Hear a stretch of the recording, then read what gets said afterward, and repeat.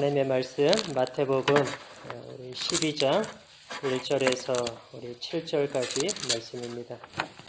마태복음 12장 1절에서 우리 7절까지 말씀 제가 봉독하겠습니다.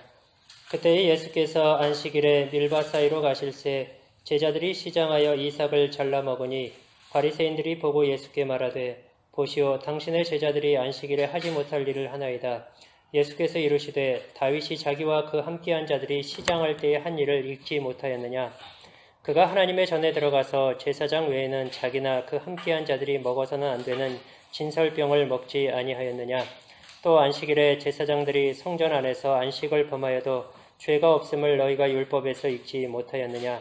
내가 너희에게 이르노니 성전보다 더 큰 이가 여기 있느니라. 나는 자비를 원하고 제사를 원하지 아니하노라 하신 뜻을 너희가 알았더라면 무죄한 자를 정죄하지 아니하였으리라. 인자는 안식일의 주인이니라 하시니라. 아멘. 오늘 본문 말씀은 안식일 논쟁입니다. 예수님께서 제자들과 함께 밀밭 사이를 걸어가실 때에 제자들이 배가 고파서 그 밀이삭을 이렇게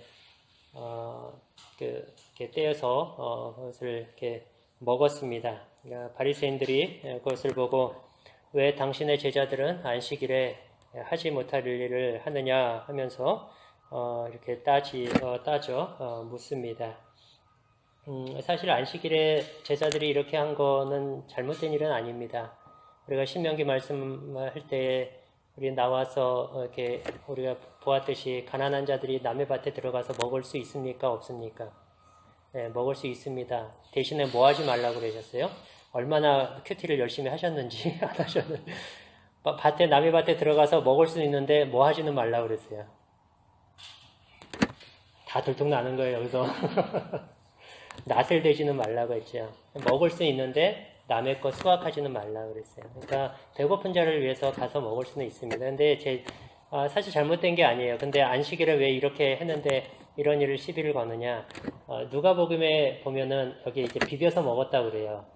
비벼서 먹었는데 이제 그 이삭을 이제 떼다 보면 뭐 떨어지기도 하고 막 그러지 않겠어요? 뭐 여러 개가 그러면서 또 손으로 비비고. 근데 이런 행위들이 안식일을 바리새인들이 철저하게 지키려고 이제 하려고 이제 자기 나름대로 조항들을 몇 가지 만들어놨어요. 안식일에 100 몇 가지를 만들었는데 그 가운데 하나가 이 행위가 포함되는 거예요. 비벼서 먹는 건 수학에 해당된다라고 그들의 조항에 만들어 놓은 거예요. 그러니까 비벼서 먹었으니까 그거는 추수한 것이다라고 얘기해요. 말이 됩니까? 뭐 사람들이 배고파서 잠깐 뜯어먹은 거 아니고 그걸 밀이삭을 안 까면 어떻게 먹으라는 거예요? 그거 그냥 먹고 목에 킥킥 걸려서 돼지란 얘기예요? 그건 말이 안 되는 얘기예요. 근데 그거 가지고 이제 시비를 겁니다. 근데 예수님께서 이렇게 대답을 하십니다. 3절과 4절에요. 예수께서 이르시되 다윗이 자기와 함께 한 자들이 시장할 때 한 일을 읽지 못하였느냐? 그가 하나님의 전에 들어가서 제사장 외에는 자기나 그 함께한 자들이 먹어서는 안 되는 진설병을 먹지 아니하였느냐? 이 이야기는 사무엘상 21장을 배경으로 하고 있습니다. 우리 같이 잠깐 사무엘상으로 가보도록 하겠습니다.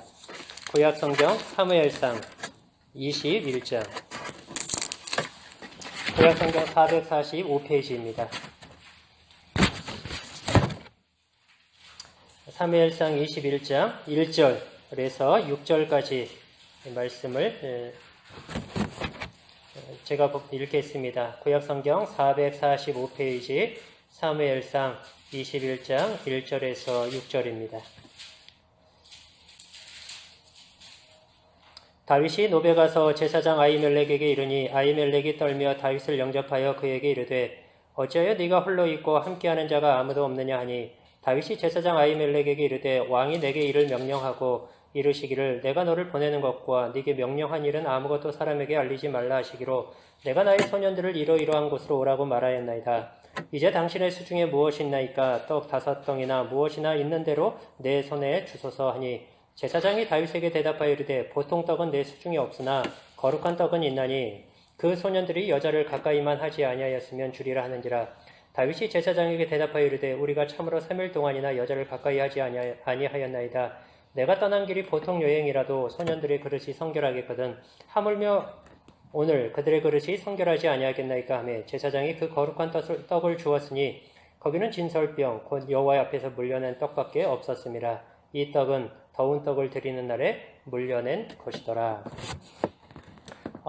다윗이 사울을 피해서 도망하다가 노비라는 곳에 이렇게 이르렀습니다. 거기에 이제 제사장을 찾아가서 제사장에게 먹을 것을 구합니다.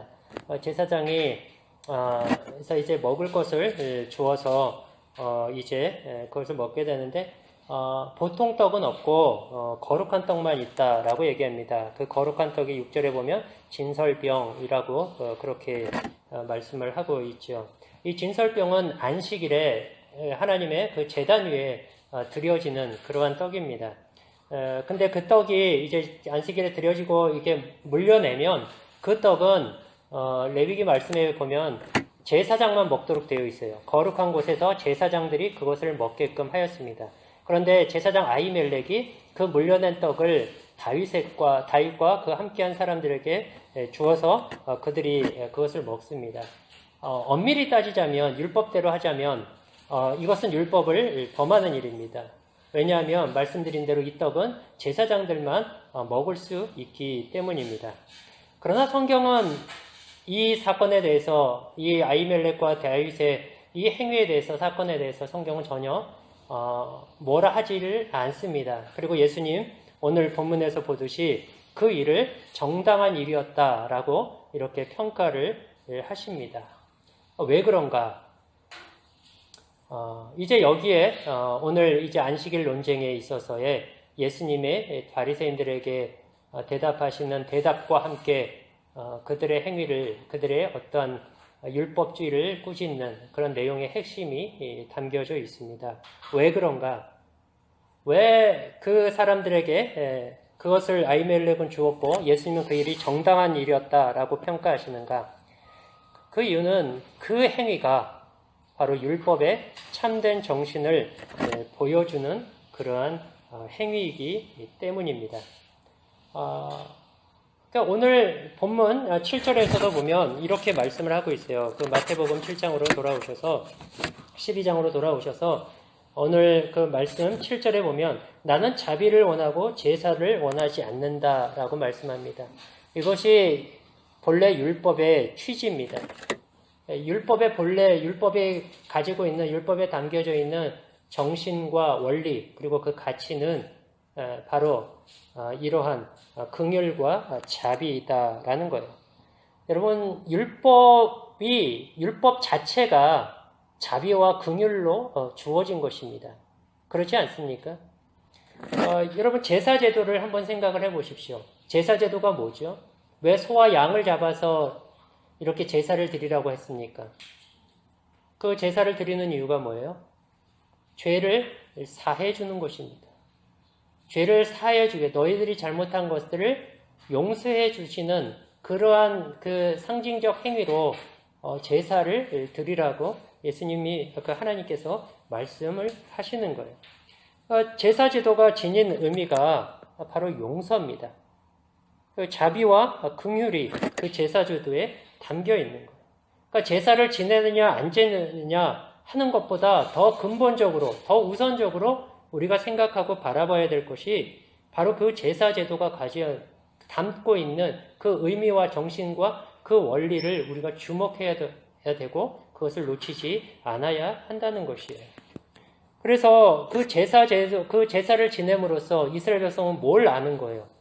제사를 지내면서 그들은 왜 그 제사를 지내고 있는 그 행동하는 그 자체가 어떤 의미예요, 지금? 내가 제사를 지내요. 그 이야기는 뭐예요, 지금? 내가 하나님 앞에 죄를 지었고, 내가 하나님 앞에 잘못을 범하였는데, 하나님 저를 용서해 주십시오 하는 게 지금 내가 제사를 드리고 있는 그 행위란 말이에요.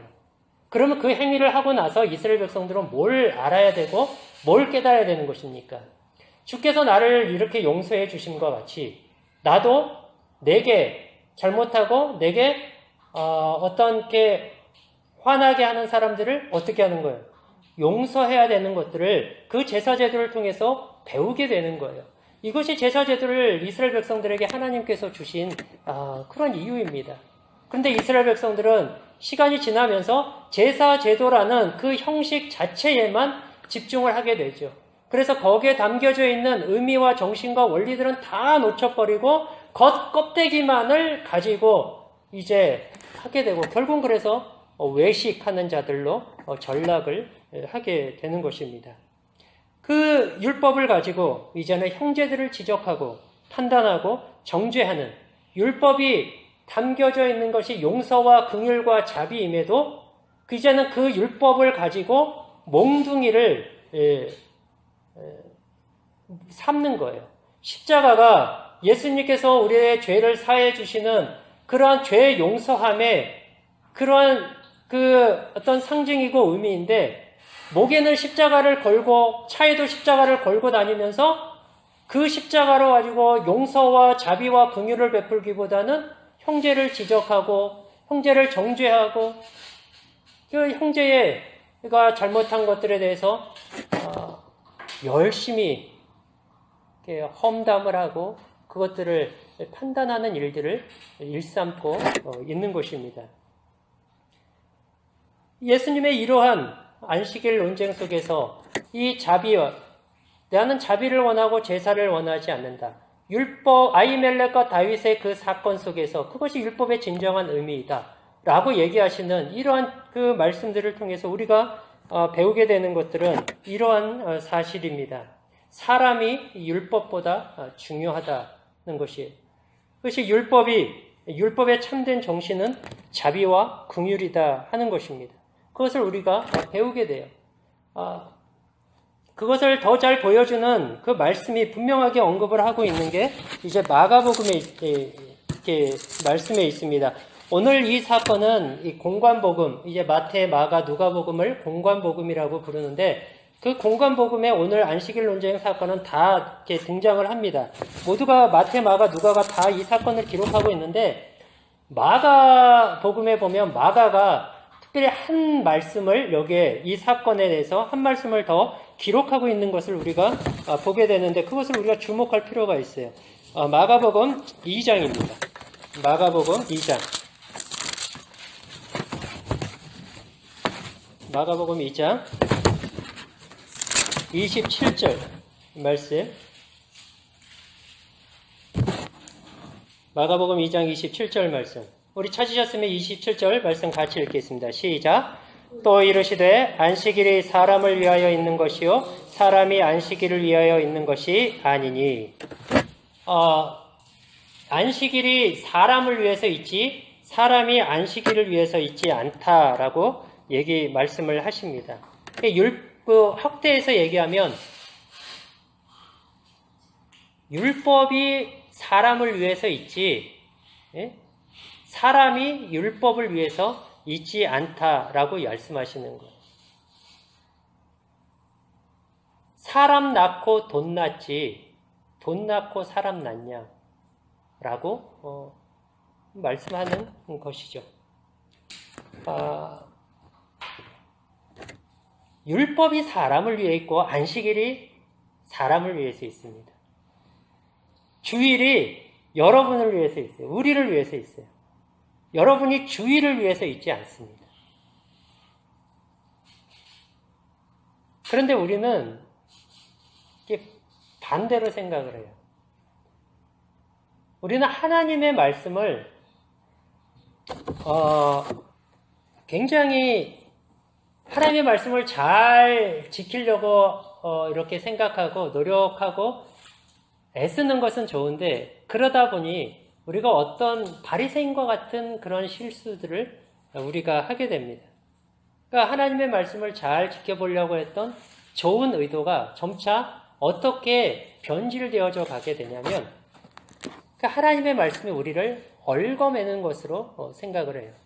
우리를 감시하고 우리를 굉장히 힘들게 하고 우리를 못 살게 굴고 우리의 자유를 제한하는 것처럼 하나님의 말씀을 그렇게 여깁니다.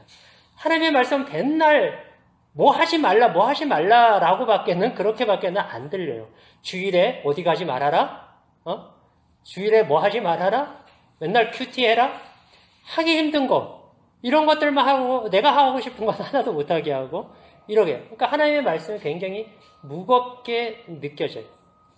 그러다 보니까 그게 다른 사람들에게도 그렇게 반응이 나가게 됩니다.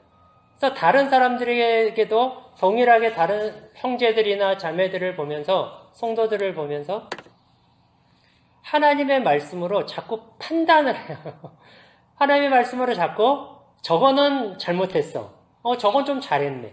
하나님의 말씀으로 늘 이렇게 판단을 하고 이렇게 저울질을 해요. 하나님의 말씀이 우리에게 너무 무겁고 엄중하고 이러한 것들로만 우리에게 그렇게 생각이 되기 때문에 그래요. 그래서 말씀 안에서의 자유함, 그 은혜, 기쁨, 생명, 자발적인 어떤 그 행위, 마음에서 우러나오는 순종, 이러한 것들이 아니라 마지못해서 억지로 이러한 모양으로 나타나는 신앙의 성향들이 우리에게 굉장히 강한 것 같다 하는 것입니다. 그래서 그러한 어떤 은혜와 자유와 기쁨들을 우리가 누리지 못하고 열심히 눈에 힘주고 다른 사람들 흠찾는 데만 바쁘고 뭐 하나 잘못했으면 그거를 지적하고 이야기함으로써 마치 나를 그러한 말로 나는 괜찮은 사람인 것처럼 그렇게 우리가 포장하면서 살아갈 때가 많이 있다 하는 것이에요. 그러나 여러분, 하나님의 말씀은 우리를 얽어매거나 우리를 자유를 제한하거나 여러분 못 살게 하려고, 귀찮게 하려고 하나님 말씀 주신 게 아니에요. 여러분, 율법 언제 주셨습니까? 이스라엘 백성들에게. 출애굽 후에 주셨어요. 네? 구원 얻은 하나님의 백성들, 애굽에서 구원해내신 이후에 율법을 주셨단 말이에요. 그 뭐예요? 이제는 너희가 구원받은 자녀들이 되었으니, 백성이 되었으니 이러한 하나님의 사람들로 살아라 하고 가이드를 주신 거예요. 가이드로 그 말씀을 주셨단 말이에요. 400년 동안 애굽에서 종살이 했어요. 애굽의 문화에 익숙해요. 세상 문화에 익숙하단 말이에요. 앞으로 갈 가나안 땅이 또 이방 민족이 하나님 모르는 사람들이에요. 거기에서는 그들이 생명과 구원에 속한 삶을 살아갈 수가 없어요. 그렇기 때문에 하나님의 백성으로 이제는 이렇게 살아가는 것이 하나님의 백성답게 살아가는 것이다 라고 그들에게 가이드로 주신 거란 말이에요. 그것을 그들에게 무거운 짐을 지키고 너 이렇게 안 하면 너네 구원 뺏어버릴 거야? 이렇게 주신 것이 아니라 이제는 너희가 오랫동안 세상에서 이렇게 살지 않았냐, 이것을 세상의 가치와 정신과 원리를 너희가 그것이 전부이고 그것이 옳은 것으로 여기면서 살지 않았느냐, 그게 아니란다, 그게 아니고 이렇게 사는 것이 맞단다 하고 우리에게 생명의 길, 자유의 길, 은혜의 길, 평강의 길로 그 율법, 평강의 길로 제시하여 주신 것이 율법이란 말이에요. 하나님의 말씀이란 말이에요. 여러분, 우리가 레이크나 수영장 같은 데 가면 바닷가에 뭐가 있어요? 그 백사장 수영하는 뒤로 이렇게 부표 같은 걸로 이렇게 쭉 쳐놨죠. 그거 뭐예요? 거기 넘어가지 말라는 거예요. 왜요? 그 안에서만 수영을 하라는 거예요. 넘어가면 위험하니까요. 근데 꼭 넘어가서 사고가 나죠. 그거는, 그 부표는 우리 넣어놓은 사람들, 우리의 자유를 제한하려고 거기에 놔둔 게 아니잖아요. 뭐예요? 우리의 생명과 안전을 보호하면서 그 안에서 즐겁게 놀라고 주신 거예요. 그걸 우리가 생각하기에 우리가 자유를 제한하려고 주신 것처럼 우리를 얽어매는 것으로 우리가 마음껏 수영도 못하게 저걸 해놨다 이렇게 생각하는 사람이 누가 있어요? 그렇게 생각하는 사람은 넘어갔다가 일을 나는 거죠. 그렇게 생각하지 않아요. 이 안에서 노는 것이 안전하다 그러는 거예요. 그래서 바닷가에 가서 아이들을 놀 때 어디 이상 가지 말아라. 아이들이 자유를 제한하는 게 아니잖아요. 거기 안에서만 노는 것이 너희가 안전하고 재미있게 노는 것이다 라고 얘기를 하는 것이죠. 하나님의 말씀이, 율법이 그와 같이 주어진 거예요. 여러분을 얽어매고 막 귀찮게 하고 하려는 것이 아니라 정말 하나님의 생명과 은혜 안에서 정말 안전하게 보호받으면서 기쁨과 즐거움과 참된 생명을 누리는 그 길을 살도록 하시기 위한 방편으로 하나님의 말씀을 우리에게 주셨다 하는 것이에요. 그렇기 때문에 우리는 그 하나님의 말씀들을 지키나 안 지키나라는 이러한 그 바운더리 끝에 서나와가지고 어떤 놈이 넘어가나 이거 하고 지켜보면 안 되고 그 안에서 같이 누리는 거예요. 그 안에서 같이 물놀이하고 공놀이하고 그리고 잠수도 하면서 같이 노는 거예요. 거기서 아주 뭐 넘어갈까 말까 그 안에서 거기만 서 있는 사람은 아무런 누림을 누릴 수가 없어요. 그러지 않습니까? 누가 넘어가나요? 맨날 지켜보는 거예요. 그리고 누가 넘어갔다면 삐 하면서 그러니까 거기에서 안전요원은 재미가 없는 거예요. 안전요원이 거기 가면 하는 게 뭐가 있어요? 맨날 여기 앉아있어갖고 선글라스 끼고 뭐 괜히 뭐 근육질 몸매나 자랑하면서 이러고 앉아있다가 삐 한 번 하고 에이 이것밖에 더해요? 남들 놀 때 그거밖에 못한다고. 그런데 우리가 많은 경우 신앙생활을 그렇게 하고 있는 거예요. 우리가 그 안에서 하나님의 말씀 안에서 자유와 생명을 안에서의 누림 그걸 하지 못하고 맨날 넘어갔네 안 넘어갔네 잘했네 못했네 요것만을 가지고 지적하면서 바리새인과 같이 이거 얼마나 피곤해요 바리새인들. 에? 이거 어떻게 알았어요? 어떻게 밀밭 사이에서 이거 까는 거 어떻게 알았겠어요? 쫓아갔을 거 아니에요. 왜 이게 쫓아다녀요? 얼마나 피곤해요. 남 뭐 꼬투리 잡을 거 없나 이러고 계속 쫓아가는 거예요. 날도 뜨거운데 이 온 몸을 뒤덮는 거 입고 모자 이렇게 쓰고 이러고 얼마나 이 피곤한 인생이에요. 남 이렇게 그 안에서 생명과 자유와 은혜를 누리지 못하는 거예요. 여러분 주일만 생각해도 그래요. 여러분 주일은 여러분 엉거매려고 하는 거 아니에요. 주일 나올 때 기쁘게 나오셔야 돼요. 그런 표정으로 나오시면 안 돼요. 그런 표정으로 나와가지고 마지못해 도살장에 끌려가는 양과 같이 마지못해 가지고 안 내려오면 목사님이 또 전화할 텐데 목사님 또 째려볼 텐데 다음에 목사님을 어떻게 쳐다보나 이러면 안 된다고. 이래서 교회에 오는 게 주일날 오는 게 아니고 기쁨으로 오셔야 돼요. 이 안에 오셔서 하나님을 누리시는 거예요. 그래서 성도 간의 교제를 하고 그 안에서 누리시는 거예요. 그래서 그 안에서 힘을 얻는 거예요. 그래서 6일 동안 믿음으로 다시 세상에서 힘있게 살아가는 거예요. 그러라고 하나님이 안식일을 휴일을 우리에게 주셔서 이렇게 우리가 하는 거예요. 그래서 오셔서 예배하고 그래서 우리는 그 쉼이 세상 쉼과 같지 않아요. 그냥 늦잠 자고 일어나서 부시시한 모습을 씻지도 않고 점심에는 라면 끓여 먹고 야구나 요즘에 월드컵 하니까 월드컵이나 보면 이거 저러고 저 볼을 저렇게 찼네 내가 차도 저거보다 이러고 하면서 저녁 때 되면 또 뭘 먹을까 치킨이나 시켜 먹을까 이러고 있다가 잠자고 일어나 이게 쉼이 아니라고요. 우리에게는 오셔서 하나님의 말씀을 듣고 하나님께 예배하고 영적으로 하나님의 은혜로 재충전을 받고 성도 간에 같은 믿음의 길을 가고 있는 나와 똑같은 길을 가고 있는 세상의 고난과 고달픔과 그 힘듦을 끌어안고 살아가는 믿음의 이 사람들이 오늘도 이 자리에 함께 와 있구나. 거기서 믿음의 격려와 위로와 힘을 얻고 함께 기도하고 세상 속에 6일 동안 또 나가서 멋있게 신자로서 주어진 삶의 자리에서 살아가는 거예요. 이게 이런 은혜와 힘을 공급받으라고 우리에게 주의를 주신 거예요. 그러니까 오실 때 기쁨으로 오셔야 돼요. 그래서 다음 주부터는 여기에 서가지고 들어오실 때 얼굴 표정 일일이 사진 찍어갖고 확인을 해야 돼요. 얼마나 이빨을 환하게 보이면서 잇몸까지 보시면서 웃으면서 들어오시는지 인상 팍팍 쓰면서 들어오시는지. 우리에게 은혜로 주신 거예요. 하나님의 말씀은 우리를 얽어매는 게 아니에요. 생명띠와 같은 거예요. 그 바운더리 안에서 생명 안에서 은혜 안에서 안전하게 즐겁게 놀라고. 그래서 하나님의 말씀대로 순종하면서 살면 즐겁고 행복한 거예요. 이스라엘아 너희는 행복한 사람이로다. 오늘 아이들하고 함께 나왔어요. 우리 큐티하면서 나왔던 말씀이잖아요.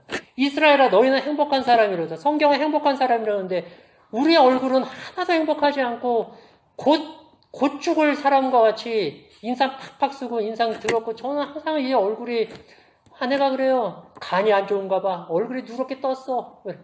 표정이 항상 이렇게 들어오면 안 돼요.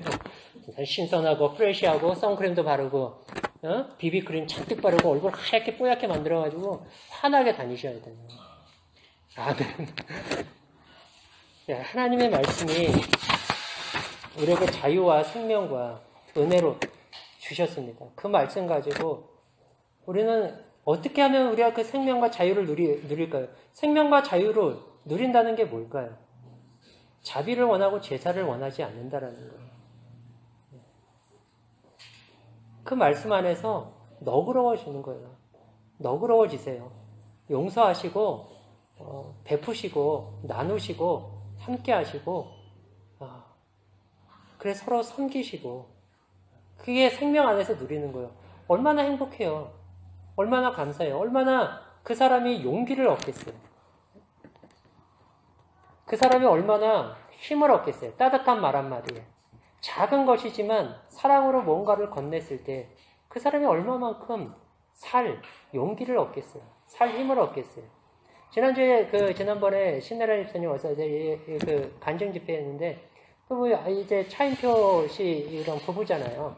근데 알고 있듯이 그분들은 이제 컴패션이라는 그런 어떤, 그 복지재단이죠. 이제 거기에서 이제 많은 사람들을 이제 말하자면 이렇게 가난한 나라에 아이들을 이렇게 해요. 그래서 일정한 금액을 계속 보내요.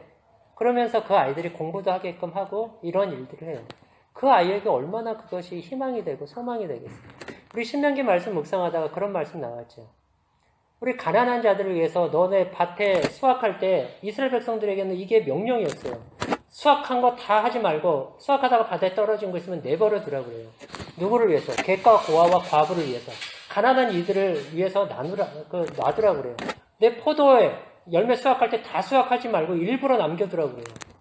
그러니까 이스라엘 백성들은 항상 수확할 때 일부러 남겨놔야 돼요. 그것을 가난한 자들이 와서 자유롭게 가져갈 수 있도록. 거기에 큐티 본문에 보면은 설명해 보면 해설해 보면 이러한 저 마음을 아주 이렇게 깊이 남게 하는 그 한 문구가 있었어요. 당신의 소득에는 가난한 자들을 위한 몫이 있습니다. 저와 여러분들의 수입에는, 여러분들의 한 달 그 수입에는 가난한 자들의 몫이 있습니다. 누군가를 섬겨보세요. 누군가에게 베풀어 보세요. 다음 50불이라도 좋고 다음 100불이라도 좋아요. 한번 해보세요. 그 사람이 얼마나 받아서가 아니라 얼마만큼 위로를 받겠어요. 얼마만큼 힘을 얻겠어요. 얼마만큼 살 소망을 얻겠어요. 아직도 세상은 살만하구나. 작은 우리의 선행 하나가, 작은 이러한 행동 하나가 얼마나 사람들을 부유하게 하는데. 근데 그게 그 사람만 부유하게 하겠어요? 여러분 자신을 부유하게 한다고요. 그러니까 예수님의 말씀이 100% 맞아요. 받는 이보다 주는 자가 복되다. 누가 더 복되겠어요? 받은 사람은 받은 사람이라서 복되지만 준 사람은 그 사람이 힘을 얻고 용기를 얻는 것 때문에 복된 거예요. 그걸 보면서 기뻐요. 줘서 더 기뻐요. 하나님, 우리 다 그렇게 고백할걸요? 하나님, 제가 이렇게 줄 수 있는 사람이 되게 해주셔서 감사합니다. 오히려 줄 수 있어서 감사할 수 있을걸요? 하나님의 말씀에 얽어매려고 주시는 것이 아니라 이 부유와 이 풍성함과 이 은혜를 누리라고 우리에게 주신 거예요. 부담으로 여기지 마세요. 짐이라고 여기지 마세요. 우리에게 이 생명의 풍성함들을, 이 은혜의 이 부요함들을 더 풍성하게 누리도록 하시기 위해서 우리에게 주신 것입니다. 여러분, 우리가 믿음이 좋다는 것은 우리가 얼마만큼 많은 성경의 하나님의 말씀을 아느냐, 거기에 있지 않아요. 얼마만큼 남들 했을 때 기가 막히게 뭐가 잘못됐는지 찾아내고 이런 게 신앙이 좋은 게 아니에요. 신앙이 좋다는 거 분명하게 기억하세요. 신앙이 좋다는 건 뭐냐? 빌립보서 2장입니다. 빌립보서 1장. 빌립보서 1장 20절. 신약성경 319페이지입니다. 빌립보서 1장 20절에서 26절. 나의 간절한 기대와 소망을 따라 아무 일에든지 부끄러워하지 아니하고 지금도 전과 같이 온전히 담대하여 살든지 죽든지 내 몸에서 그리스도가 존귀하게 되게 하려 하나니 이는 내게 사는 것이 그리스도니 죽는 것도 유익함이라.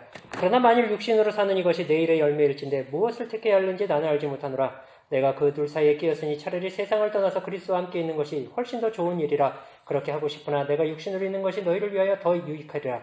내가 살 것과 너희 믿음의 진보와 기쁨을 위하여 너희 무리와 함께 거할 이것을 확실히 아노니 내가 다시 너희와 같이 있으므로 그리스도 예수 안에서 너희 자랑이 나로 말미암아 풍성하게 하려 함이라. 제가 좀 빨리 읽었습니다만 우리 여기에서 23절 24절 내가 그 둘 사이에 끼었으니 그 둘은 뭡니까? 죽음과 생명입니다.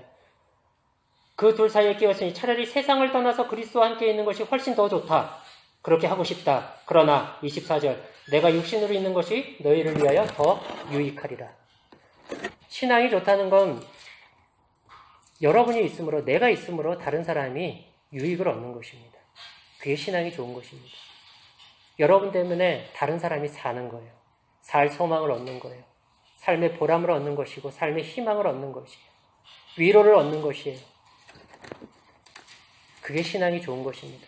얼마만큼 성경을 많이 알고 얼마만큼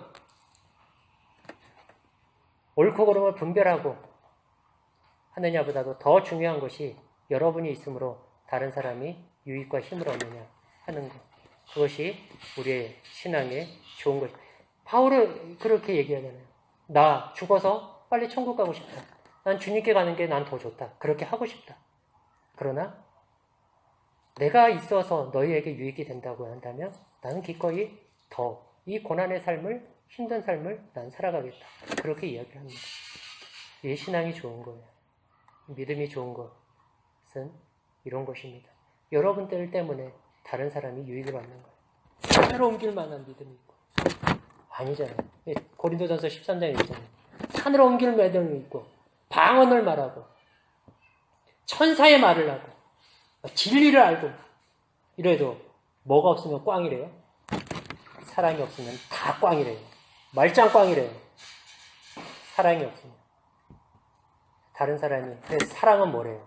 오래 참고 또 뒤에 가면 뭐예요? 자기의 유익을 구하지 않는 거예요. 그럼 누구의 유익을 구하는 거예요? 남의 유익을 구하는 거예요. 내 유익을 구하지 않고 남의 유익을 구하는 거예요. 우리의 신앙의 조언들이 우리가 얼마만큼 정말 치열하게 하나님의 말씀에 순종하면서 살고 눈 부릅뜨고 나는 이렇게 사는데 왜 당신은 왜 그렇게 안 해? 이게 신앙 좋은 게 아니라 우리가 함께 그 안에서 생명과 그 부요함과 서로가 생명에 살아나잖아요. 막 사람들이. 나의 작은 위로 한마디로 나의 작은 어떤 행위 하나로 사람들이 힘을 얻고 살 소망을 얻는 그게 우리의 신앙의 기쁨이고 신앙생활은 즐거움이고 거기에서 큰 신앙의 보람을 느끼지 않겠습니까? 우리의 신앙생활, 우리 각자를 신앙생활들을 돌아볼 수 있기를 바랍니다. 나의 신앙생활은 어떠한지. 나는 하나님의 말씀을 무거운 것으로만 여기고 짐스러워만 하고 그래서 남들에게도 똑같이 그렇게만 쳐다볼 수밖에 없었던 나의 삶은, 나의 신앙생활은 아니었다지. 그래서 그러한 모습들을 벗어버리고 나는 자비를 원하고 제사를 원하지 않는다 라는 말씀 속에서 보여주듯이 율법이 갖고 있는 그 참된 정신, 자비와 사랑과 용서와 너그러움과 관용과 베품과 넉넉함과 용기를 줌과 이러한 것들이 저와 여러분들의 삶 속에서 나타나서 다른 사람도 살고 그것 때문에 여러분들도 살고 그래서 우리의 믿음 생활에 주님을 섬기는 이 땅에서의 신자들 생활에 큰 보람과 기쁨과 즐거움을 누리는 그러한 삶을 살기를 바랍니다. 그래서 정말 천국을 누리는 그러한 삶이 될 수 있기를 바라고 진리를 알지니 진리가 너희를 자유케 하리라 말씀하신 것처럼 여러분 이 말씀이 느껴지십니까? 진리를 알지니 진리가 너희를 자유케 하리라. 그 말씀의 그 본질을 그걸 경험하고 누리는 저와 여러분이 될 수 있기를 바랍니다. 진리를 알지니 진리가 너희를 자유케 하리라. 주의 말씀을 따라서 우리가 살아갈 때 얼마나 그 안에 자유함과 기쁨과 보람과 은혜와 생명과 소망들로 가득하고 넘쳐날지 여러분들이 그 기쁨들을 상상하시고 소망하시면서 이러한 복된 믿음의 삶 다 살아가는 우리 모두가 될 수 있기를 바랍니다. 기도하겠습니다.